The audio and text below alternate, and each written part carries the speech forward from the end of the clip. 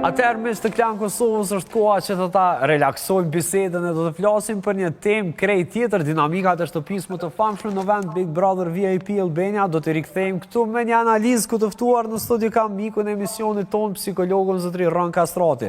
Zotëri Kastrati është gjithmonë kënaqësi të bisedojmë bashkë. Faleminderit për ftesën. Gjithashtu në një lidhje direkte kemi një mike tjetër, kësaj here në lidhje direkte është Egzona Shigjeqi. Egzona, faleminderit që jemi ne. Kënaqësi, faleminderit juve. Faleminderit, diskutimit toni bashkangjitet edhe Enki Bracaj në ndërkohë, por fillimisht do dua ta filloj këtë bisedë me juve, Rana, ashtu na takon se na dytë në studio. Qysh po i shet ti realisht dinamikat e fundit Big Brother? Unë kam po shumë presion nga disa persona, që fatmirësisht nuk janë më aty. Po këta që kanë mbetë, qysh i sheti? Sipas këndvështrimit tim, gjithmonë referuar opinioneve dhe qëndrimeve të mia, dinamikat e zhvilluar në Bigun e Shqipërisë duke se tashmë janë të tensionuara, madje shumë të tensionuara, të acaruara dhe ka humbur deri diku edhe sensi i një loje atraktive e interesante.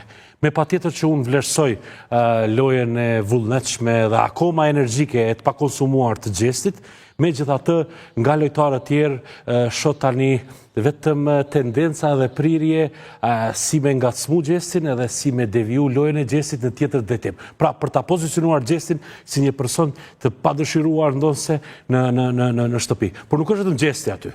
Janë edhe shumë banorë tjerë që kanë filluar të ndjehen të emocionalisht frustruar dhe kjo nuk ka të bëjë vetëm me izolimin. Ka të bëjë edhe me lojrat jo të mira, jo fair brenda shtëpisë. Ne e di që brenda shtëpisë mund të aktroshe, mund të inskenosh situata mund të krijosh insinuata po ashtu, megjithatë e shikoni edhe ju nga publiku audienca, gjithmonë po vlerësohet dikush që shpalos dhe reflekton sinqeritetin në kuptimin e gjerë të fjalës. E posh dhe ndodhi diçka mjaft interesant, sidomos në prajmin e fundit, banorja Rizorta e bëri një rrëfim, por ajo me sa duket kishte menduar se po i rrëfej psikologët dhe i njëjti material është marrë dhe është prezantuar në Prime. Kishim edhe reagimin e Rizortës, e cila tha se kam pretenduar se janë para psikologët. Dhe në këtë pikë është gabim që një farloj rrëfimi para psikologët personal të bëhet publik siç ka ndodhur. Absolutisht kjo është më se e logjikshme. Ruajtja e konfidencialitetit, e privatësisë është prioriteti kryesor i një etike profesionale në punën mes psikologu dhe klientit, pra në këtë relacion. Dhe shpalosja apo parashtrimi, ndarja e informacioneve që janë shumë diskrete dhe konfidenciale në rrjetet sociale apo në opinionin e gjerë, kjo patjetër që dëmton mirëbesimin e klientit dhe njëkohësisht shkakton pasiguri tek ai. Aq më pak akoma, aq më shumë akoma ndjes pa pëlqimin e klientit. Po, por ideja është që a mund tash për shembull Rizorta në këtë rast ta badis produksionin kur del jashtë për arsye se një material ku ajo ka menduar se po flet për psikologun apo me psikologun ju ka shfaq në Prime. Po, Kroni, varësisht tani unë jam i thirrur flas për opinionet dhe qëndrime psikologjike, por në terma juridik apo në botkuptimin e gjerë juridik, nëse analizohet dhe shqyrtohet kjo situatë mirë dhe kuptohet nëse Rizorta ka qenë në fillim e informuar se do të jetë psikologu apo ndonjë profesionist. Po them në parem, në qoftë se unë e bëj një bisedë me ju si psikolog, dhe ajo bisedë më përdorët, keni të drejtë apo një gjë të tillë si psikolog? Jo, nuk absolutisht të palejuar. Dhe kjo dëmton mirëqenien dhe integritetin e klientit. E qartë, dhe do të kaloj pak te Egzona. Egzona kanë paqëndrueshmëri emocionale banorët brenda. Dy faktorë në fakt i cekti edhe Roni në studio. Çfarë mendon ti? Është kohëzgjatja, është tensioni i lojës, janë lojrat brenda, apo cilat janë ato që po e bin, ato elemente që po na bin shpërfaqjen e secilit emocion, themi ashtu blanko, pa asnjë lloj mbulese nga secili prej konkurrentëve? Patjetër që po, mund të them që ka një ngarkesë të madhe, duke marrë parasysh të gjithë këta faktora apo këto elemente që i ceke edhe ti. Marrë parasysh që banorët janë rreth 80 më duket se kanë kaluar më shumë se 2 muaj brenda shtëpisë Big Brother dhe natyrisht se gjatë gjithë kësaj kohe kanë pasur më shumë debate, ka pasur shumë tension, kanë pasur të jetë shumë përplasje me njëri tjetrin dhe thënë nga ana tjetër ka pasur më pak arktem apo më pak lojra argëtuese se sa ndoshta që duhej. E tha edhe Roni, psikologu, që njëri nga personazhet ndoshta që ka vazhduar të mbajë një lloj pozitiviteti brenda shtëpisë është Gjesi, pavarësisht se Gjesi edhe 10 ditë bën 5 muaj që kur ka hyrë në një izolim, marr parasysh kohën e tij në Big Brother VIP Kosova dhe tani në Shqipëri. Kështu që Gjesi është ndoshta pak ai banori që po i bën ata brenda më aktiv dhe po mban një lloj energjie të mirë në shtëpi, për faktin se tash janë në fund të kësaj loje dhe secili nga ta tenton me tërheq vëmendje dhe me bë gjëra që me dalë në prime dhe me marrë vëmendjen e publikut. Inki, përshëndetje, mirë se na bashkangjitesh në Kosovë today. Mirë se ju gjeta, mirë se ju gjeta. Kjo është intervista ime e parë në Kosovë dhe tani jam për të folur për Bigun. Po, dhe ne jemi shumë të gëzuar që do të bisedojmë së bashku për Bigun. Këto me neve së bashku janë edhe një kolege tjetër e jona, Enki, është kjo Exona Shigjeqis edhe psikologu Rën Kastrati. Por dua ta bëj një pyetje. Gjithçka në Kosovë sillet rreth Gjestit. Por realisht shikohet me këtë këndvështrim Big Brother Albania edhe nga shqiptarët e Shqipërisë? Tani unë nuk dua që të më kryqëzojnë të gjithë shikuesit e Kosovës, por do them atë që mendoj unë. Unë mendoj që po, Gjesi ishte një fenomen i këtij viti, mendoj që është i strelodhur, sepse normale izolimi për një kohë shumë të gjatë vën të veten, dhe normalisht që ai ndoshta do të i kaloj dhe ato limitet e dukura, duke marrë parasysh që Egli u largua, unë mendoj që Egli e ka penalizuar në lojën e vet, dhe tani që është larguar Egli, ai akoma nuk po i gjen dot veten e vet se ku është dhe se çfarë fiks do të bëj. Kështu që mendoj që i ka rënë pak ai hovi që mori në ditët e para që themi u shpall ai fituesi publiku. Nuk mendoj që është më i tillë. Por mendoni se mund ta fitoj Big Brother Gjesti? Do ishte interesante për moshën që ka, do ishte interesante që ta fitonte edhe një djalë i ri, sepse jemi mësuar që gjithmonë ne fitojnë mbi 40 mesatarisht. Është një djalë që është i prirur për atë lojë, është një djalë që po ta kishte nisur te Big Shqipëria, domethënë Big Brother VIP Shqipëria, që në fillim ndoshta do ta fitonte, por kam shumë frikë lodhjes së tij. Pra ne e pam që lidhe nga muri, ato mund të quheshin edhe marrje vëmendje kur ai po e shikonte që vëmendja ishte drejt tij, por gjithsesi mendoj që është pak i lodhur. Është pak i lodhur dhe situata me Eglin e ka trazuar dhe nuk po e lë që të tashmë pa Eglin të japi drejtim. Po kë shikon realisht si pretendent kryesor? E cekom njërin Gjesin, po tjerë pretendent sipas teje cilët janë? Gjesi është shumë interesant. Do thoja që Lajësi është shumë interesant, se nuk është e thënë që duhet me patjetër që të zihesh, të sherrosesh, të ulërasësh për të qenë fitues.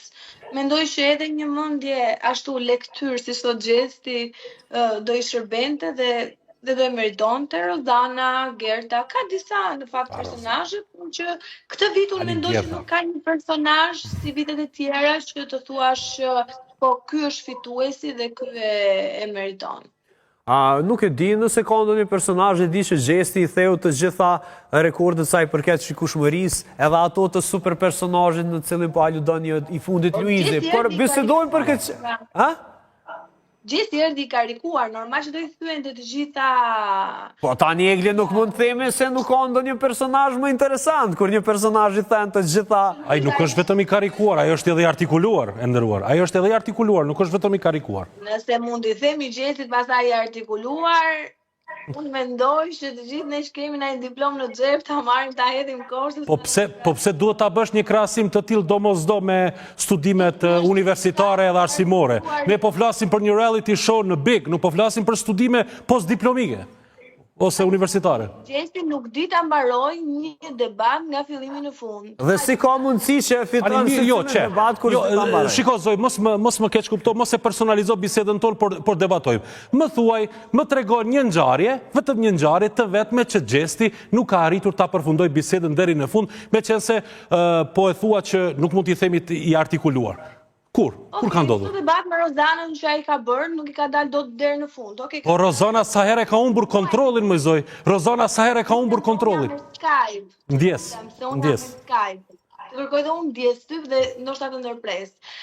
Atë që dua të them është që Gjesti nuk çon dot një debat deri në fund. Unë jam shumë tim Gjesti, por nëse do flasim për tim është një gjë tjetër dhe nëse flasim për artikulim prapë është një gjë tjetër. Po, për më fal, Egli, do të sepse unë po bëm sikur ai që ju fut në sherr me njëri tjetër. Jo, nuk na futesh. Por realisht ju thatë komplet të kundërtën. Roni po thot ai e përfundon secilin debat, ju thoni se nuk e përfundon asnjë debat. Asnjë debat. Më fal, apo flasim për Big Brother VIP Albania të dytë, ose ti Po, pra. Andaj po nekte na i merr shumë mirë. Nuk e di si jam me Ronit, po nekte e shohim shumë mirë. Atë që dua të them është kjo, të gjithë banorët duan shumë të debatojnë me Gjestin, sepse Gjesti ka një gjë që e ka fantastike, ai e ngre debatin, e nxit gjën, le të themi, dhe pastaj largohet.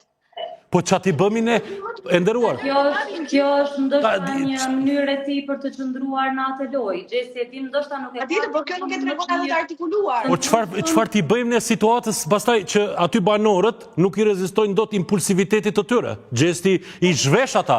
Gjesti ka një armë shumë të fuqishme që i zhvesh ata. Kjo është. Pra, po ti du t'jesh i artikuluar për t'i zhvesh. Pikërisht, bravo, e dëgjove Kronin tani. Thash një gjë të mençur, më dëgjove. Po ti je psikolog, normal që presupozoj që do të është fjalë të mençura. Jo, unë jam inxhinier bujqësie, ky para me. Egzoni është psikolog, Roni është psikolog. Unë nuk them veç fjalë të bukura, po le të jemi të sinqert, se unë shoh që bën edhe krahasime Gjesti Luizi Gjesti. Gjesti jo vetëm që është fenomen, ju thotë është edhe karikuar, por në anën tjetër nuk i konsumohet fare bre energjia, është jashtëzakonisht me gjëra të reja çdo ditë. Edhe arrin që ta kontrolloj. Tash e kam një pyetje për të dy ju. Mos u zeni. Jo, nuk po zgjidhemi. Mos u zeni, Çka debat pompozë shumë i lezetshëm, ë? Jo, pyetja ime është për krejt. Egzona, dëgjojmë edhe ti se unë e ti mbase du ta pim një kafe bashkë, se nuk na lan të flasim fare.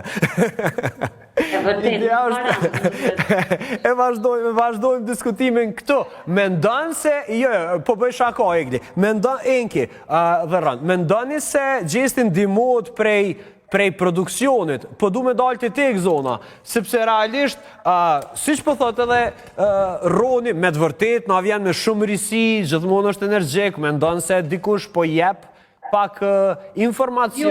Jo, nuk mendoj se Gjestin po e mbron produksioni për faktin se Gjesti nuk i ka tejkaluar asnjëherë limitet në atë lojë. E bën lojën, i provokon të gjithë banorët, por nuk është prej atyre konkurrentëve që shkon deri në atë limit sa ti nxjerr jashtë vetës për ju të ofendoj apo të bëj gjëra të tjera siç ka ndodhur me Xhibanin ndoshta ose me Jozin në rastet e mëparshme ku edhe u përjashtua nga ai format.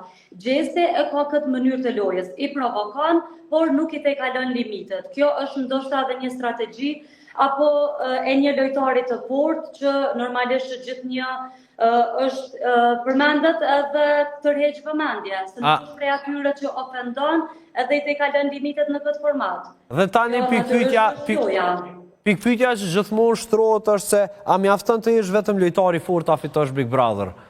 Rën. Vetëm një dallim që në fakt është edhe mund të jetë edhe epilogu i këtij diskutimi. Luizi është genial, ndërsa Gjesti është fenomenal. Ku është dallimi, ku qëndron këtu? Të jesh genial është të shpalosësh mençurinë, sarkazmën, të diskutosh e zhvillosh debate shumë interesante, ekskluzive, të zgjidh probleme, të jesh i gatshëm të kundërpërgjigjesh me argumente debateve, ky është Luizi. Ndërsa Gjesti është fenomenal sepse gjatë gjithë kohës thyen rutinën, pra ti je fenomenal, i bie të kesh aftësi të jashtëzakonshme brenda një loje të tillë, apo jo? Përveç që thyë rutinën, arrin të kontrollojë emocionet e tija, ka një humor dhe disponibilitet në nivel, nuk bie prej impulsivitetit, nuk është ngacmues, nuk është bullizues, merr ngacmime dhe ushtrime bulliste nga të tjerët dhe edhe aty arrin t'i menaxhoj. Ju e patë situatën e fundit që ndodhi me Xhibanin, ishte ai që ja uroi shërimin e plot babait Xhibanit, u tregua shumë spiritual. Pra, këto janë karakteristika që bëjnë dallim mes tyre dy personazheve më të përfolura të Big Brother, Luizi dhe Gjesti. Unë mendoj kjo mund t'jetë ndër analizat që ne mund t'i shqyrtojmë, mund t'i diskutojmë gjatë i debatit. Ka interesant. Enki, pajtosh në këtë pikë, apo vazhdon mos më pajtu me rolin në asnjë pikë? Atëherë, jo, me Roni nuk pajtojmë fare njerë, nuk e di. Nëse nuk pajtosh, atër më thuaj argumentet që i ke. Për sa i përket produksionit, se doja të ndërhyja pak aty nëse më lejoni, që po e favorizon Xhesin apo jo. Unë mendoj që si çdo produksion tjetër, dihet çfarë ndiqet, kush ndiqet dhe kush duhet. Deri këtu jemi okay. Xhesi doli nga muri dhe kjo është favorizimi më i madh që ata i bën, sepse në shumicën e shteteve që kjo kishte ndodhur, ishte menjëherë përjashtim. Xhesi gjuajti Viselo mos gaboj se si e ka ai, nuk e di fiks emrin, me vezë dhe i gjuajti atë në fytyrë pa dashje, por edhe pse me një vezë, ai mund të arrinte ta vriste atë shumë më shumë. Pra nëse dikush do kishte gjuajtur Xhesin, kjo gjë do ishte bërë shumë e madhe, se po e bullizojnë atje në Shqipëri, se po na dëmtojnë Xhesin ton, o bo, dalin proteste kështu. Megjithatë, një argument më cilësor, tani për punën e vezës, duhet një argument shumë cilësor. Më thuaj në cilin moment Xhesi e ka diskredituar apo denigruar një banor aty. Më thuaj një rast. Jo, kjo është e vërtetë, e ka godit me vezë në Po e ka godit, po e tha vet pa dashje. Ju e that vet, a that vet pa dashje. Edhe Gerta pa dashje ja hodhi, duke luajtur ja hodhi. Po që nuk më duk diçka më shumë ishte eksagjeruar se sa një gjë që duhet trajtohej siç e shenin ata dhunë. Jo, unë duket se jam në një emision tim Xhesi dhe hajde i bëjmë furça e lajka Xhesin. Dujna me bo dhe një qasë emisioni, pa problem.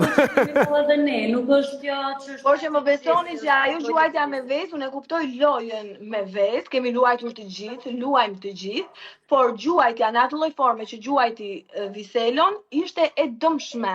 Pra ai mund ta dëmtonte.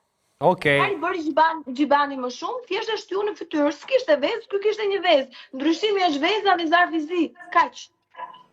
Ja, fajn, mos e relativizo situata. Enki, mos u bë avokate e djallit, mos të lutem, sepse po të dëgjoj, jam në studio. Vllai madh të dëgjon, të lutem. Nuk mund ta krahasosh një goditje me shuplak me një me vezë. Jo, mos bësh shaka. Dalim keq edhe ne të gjithë. Mënyra se si gjuajti, po them që ishte e njëjta. Ja, një moment, mezi e pritët një moment të Xhesit dhe tani ta hiperbolizoni. Se kjo që bëni ju quhet hiperbolizim. Mirë. Hiperbolizoj fare, unë tjetër deshi hyri xhami i syzeve në sy.